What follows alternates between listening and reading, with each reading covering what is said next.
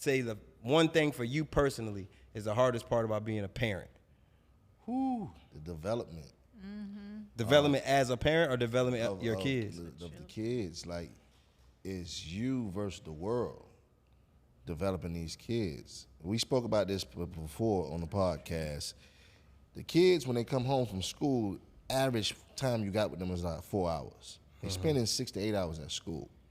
So you're already at a disadvantage to make sure they up the par in academics, they up the par mentally, physically, spiritually, or whatever, how you want to take it and stuff like that. And it's a lot because while you teaching them, you're also learning as well. Well, for me, I can only speak on me. I don't know about other parents, but I'm learning my daughter because she's my firstborn. My dad used to tell me that. Y'all thought I had everything together. I was figuring that shit out. Yeah, What? My dad told me that when I was I improvising. was like, what? He said, me and your mama was figuring that shit out, boy. Only thing I have as a reference is when my mom said, "You're gonna wait till you have kids. You're gonna see for yourself."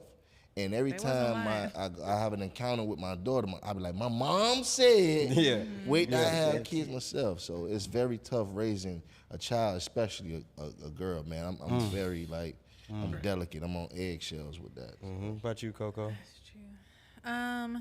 Well, I have a daughter, as you guys probably know by now.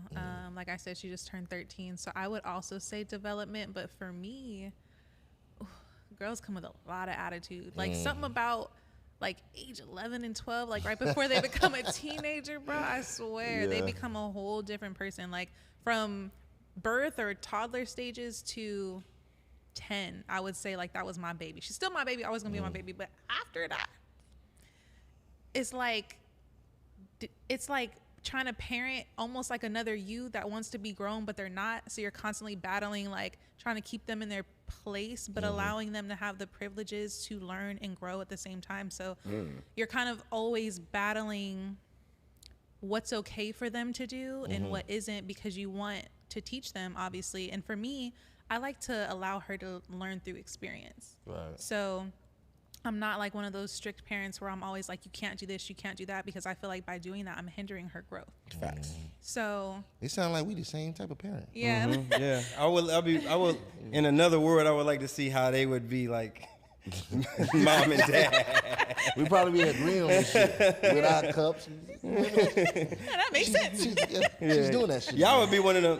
What your mama said? Do that. What your daddy say? Do that. That's what I say too. We're actually watching them. Like we knew you was gonna do that. Right. But we had to let you do it. But Find out the hard way if you need to. Like I give her lots of advice, right? And I pray that she's listening. I think that right now it's a little scary because as I'm allowing her to do things, I'm allowing her to do them outside of the home. And I think that's where I have the most fear. Yes. Is like the influence outside, especially with friends. Like she has this best friend, right? And don't get me wrong, like she's a sweet girl. I love her. However, the two of them together is chaotic sometimes. Like always in drama, or like for something about girls, they gravitate towards drama in school. Like I don't know what that's and about. out of school. You know what's a funny thing? When I went to my daughter's orientation, going to school, one of the mothers was giving her daughter like a one-on-one lesson very loud. We ain't gonna have no new friends. You ain't gonna be in all this drama. Everybody ain't your friend. Right, and I felt where the mom was coming from. Yeah. You know, just like Coco said, it's scary in a sense, like, because today's time is very terrifying, man. People know what we talking about. It's terrifying. You kind of skeptical of who your children hanging with. They don't have that free roam space like we had when we was growing up and stuff like that. You know, there's a lot of weirdos out here, men and women. Social media. Social media, a lot of stuff. Definitely. So, you know, you don't want to guard them too much, but you want to give them enough space to go out there and find themselves as well. I feel like guarded parenting is a failed parenting method in a way, because I feel like when you guard children so much, they know literally nothing when they actually usually rebel. experience They usually rebel later on in the exactly. future too. It's like, okay, like imagine you hold your daughter, we'll say, captive forever until they're 18, and then you're like, okay, now go to college.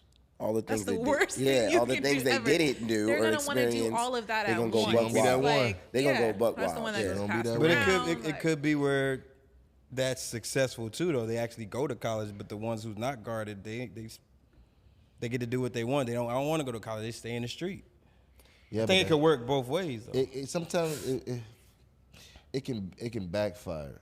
You Me, were guarded? my mom kept me guarded from a lot of things that I wish she wouldn't have, and I was exposed to a lot of stuff that I wish I wouldn't be as well. You feel me? So I didn't stay in college too long because I'm like, I got a free roam. Fuck school. Right. But now that I think about it, and I be watching HBCUs and the opportunities these kids get, I'm still a kid at heart when I watch it. Man, I ain't gonna lie to you, I'm a real sucker for that. And I always kick myself in the butt like, yo, I wish. You feel what I'm saying? It's a beautiful thing to see. If anybody ever get a chance to watch HBCU colleges or anything programming, unity there is fire. Like, it's just, I was like, man, that could have been me out there. You feel what I'm saying? Yeah. But I wanted the fast route because I had Pertaining to that too. You had the freedom. I had the freedom. Pertaining to that too, I will say just a tip for parents who I feel may have been like bad seeds when they were younger. Don't tell your children that. I feel like that's not a good thing to do. And I'm just talking about my own experience. Like I told y'all a million times, I didn't listen for anything as a child and I got a lot of trouble. However, certain things that I've exposed to my daughter or told her, like, yeah, you know, your mom, like for instance, I'm like, I stole a car at 12 years old. You know what I'm saying? Like, I stole my dad's car and I was driving down the street joyriding with like 7 friends in the back because he had a minivan. I was doing the most, You right? was bad as hell. Bad as hell. God damn. Anyways, we're not talking about me. This isn't about me. Point is, Need I the told belt. my daughter that, right? I don't know why I told her. We talk a lot. We're very close, but she used it against me later Like, on. oh, if you did that, I can. Not saying she stole the car. no, you're didn't not think- talking- you know facts, what I mean? Like but- it was just one of those things where it's like something would happen and she'd be like, oh well, like you X, Y, and Z. So like I don't feel like that was the best thing. Like how your dad said, I'm learning as I'm going. That was kind of like one of my I'm learning as I'm going. Now I'm learning. I can't tell you everything. I 'cause- think for me, I think it's a fine line with that. I agree with you with that, but then I don't because I know especially my boys, like I need them to know.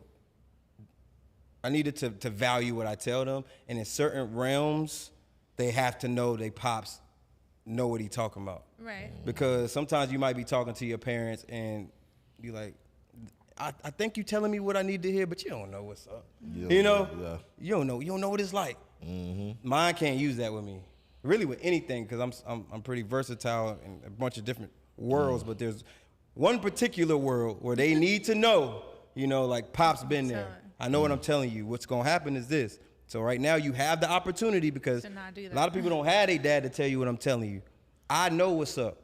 So you gonna choose this way after I'm telling you what's up, or you gonna do the right thing and go this way. And 9 times out of 10, I can honestly say when they go that route, they like, damn, Pops, you was right. Yeah, You know what I'm it saying? just depends So- on what type of child you have. I think parents will tell children initially because they're trying to keep them from doing it. It's like you're warning them essentially. So it just depends on how your child is. If they're gonna be like, oh, well, I want to try it too because that sounds lit, or if they're gonna be like, okay, like I don't want to take that route. So it just they really gonna do depends. it. We're They trying gonna do to. it. They're gonna do Go something. regardless. Yeah, They're gonna do it regardless. it doesn't have to be the same thing, obviously. Because they gotta figure out why you're keeping me from over here. Right. What is so bad that I can't use my own mind to go over to here? make that decision. So that's just like you telling them, no, don't put that fork inside the electric socket. Right. You know what I'm saying? Spanking, all that stuff like that. You doing that, and they still wondering why can I do it? So It they're gonna fits do perfectly. it. You just have to be there as 2 parents. Oh, okay. That's why. Right, exactly. So Trump said